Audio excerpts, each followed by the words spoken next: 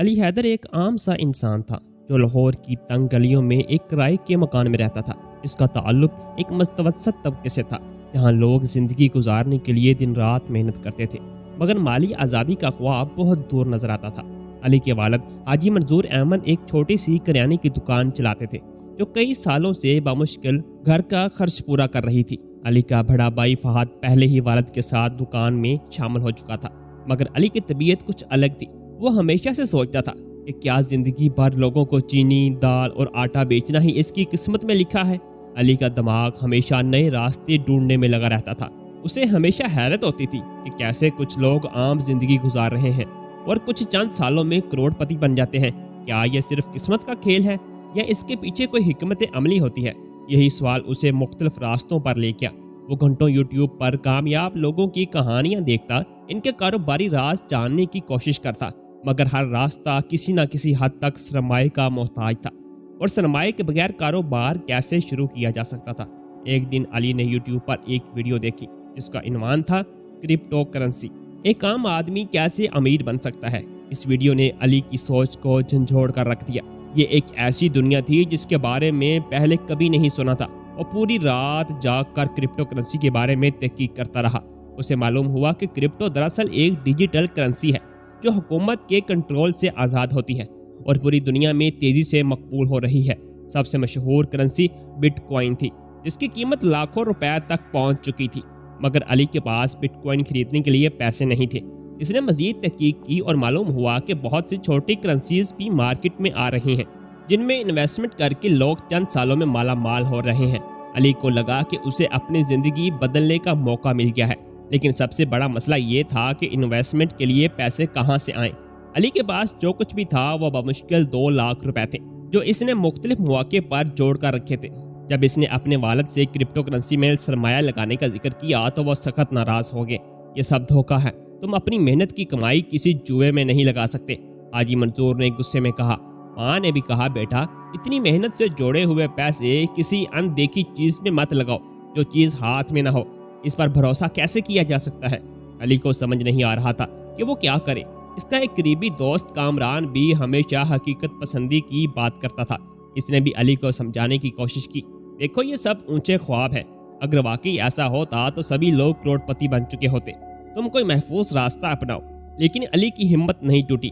اس نے اپنی جمع پونجی کا 80% حصہ ایک نئی کرپٹو کرنسی نیو کوائن میں لگا دیا جو اس وقت بالکل نئی تھی اور اس کی قیمت بہت کم تھی۔ علی کو یقین تھا کہ جیسے جیسے وقت گزرے گا اس کرنسی کی قیمت بڑھے گی اور وہ بہت بڑا منافع کما سکے گا، لیکن چیزیں ویسی نہیں ہوئیں جیسے علی نے سوچا تھا۔ کچھ ہی ہفتوں میں نیو کوائن کی قیمت تیزی سے گرنے لگی۔ علی نے جس امید پر سرمایہ لگایا تھا وہ دھندلانے لگی۔ چند دنوں کے اندر اس کی انویسٹمنٹ آدھی رہ گئی۔ علی کی راتوں تک جاگ کر سوچتا رہا کہ کیا اس نے واقعی اپنی زندگی کی سب سے بڑی غلطی کر دی ہے۔ کامران نے طنزیہ لہجے میں کہا، میں نے کہا تھا نا کہ یہ سب فضول ہے، اب دیکھو تمہارا آدھا پیسہ ڈوب گیا، ابھی بھی وقت ہے، جو بچا ہے وہ نکال لو۔ لیکن علی کو لگا تھا کہ ابھی سب کچھ ختم نہیں ہوا۔ اس نے مزید تحقیق کی اور دیکھا کہ نیو کوائن کی قیمت گرتے گرتے اپنے کم ترین پوائنٹ پر آ چکی تھی، مگر اس کے باوجود کمپنی ترقی کر رہی تھی، نئی ٹیکنالوجی لا رہی تھی اور بڑے سرمایہ کار اس میں دلچسپی لے رہے تھے۔ علی نے ایک بڑا قدم اٹھایا، اس نے مزید قرض لے کر نیو کوائن خرید لی۔ یہ فیصلہ پاگل پن لگ رہا تھا۔ اس کے والد، دوست سبھی نے اسے روکنے کی کوشش کی، مگر علی کو یقین تھا کہ یہ اس کی زندگی کا سب سے بڑا موقع ہے۔ پھر کچھ مہینے ایسے گزرے جب کچھ بھی خاص نہیں ہوا۔ علی کی انویسٹمنٹ تقریباً نہ ہونے کے برابر رہ گئی، مگر پھر ایک دن ایک بڑی خبر آئی۔ نیو کوائن کے ڈیولپر نے اعلان کیا کہ وہ ایک نئے بلاک چین سسٹم پر کام کر رہے ہیں جو کہ کرپٹو کی دنیا میں انقلاب لا سکتا ہے۔ اچانک نیو کوائن کی قیمت بڑھنے لگی۔ پہلے دن علی کی انویسٹمنٹ دگنی ہوگی، اگلے دن 4 گنا ہوگی، پھر جیسے جیسے وقت گزرتا گیا اس کے اکاؤنٹ میں موجود نیو کوائن کی قیمت آسمان کو چھونے لگی۔ چند مہینوں میں علی کے پاس 50 کروڑ روپے تھے۔ یہ اس کے لیے ایک خواب جیسا تھا۔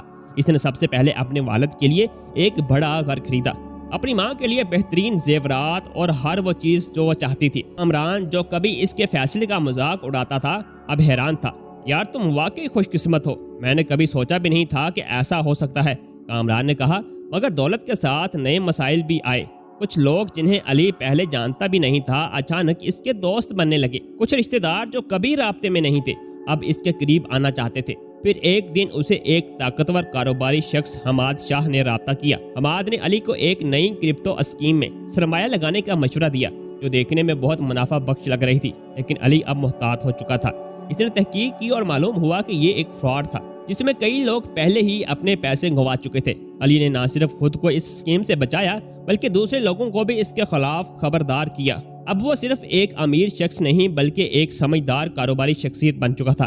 اس نے ایک نیا مشن شروع کیا، پاکستان میں کرپٹو ایجوکیشن سینٹر قائم کرنا، جہاں وہ نوجوانوں کو کرپٹو انویسٹمنٹ کے صحیح طریقے سکھا سکے۔ وہ چاہتا تھا کہ لوگ اس سے سبق سیکھیں، غلط فیصلے نہ کریں اور ذہانت اور سمجھداری سے اپنی زندگی بدلیں۔ یہی اصل کامیابی تھی۔ مزید دلچسپ کہانیوں کے لیے ہمارے اس YouTube چینل کو سبسکرائب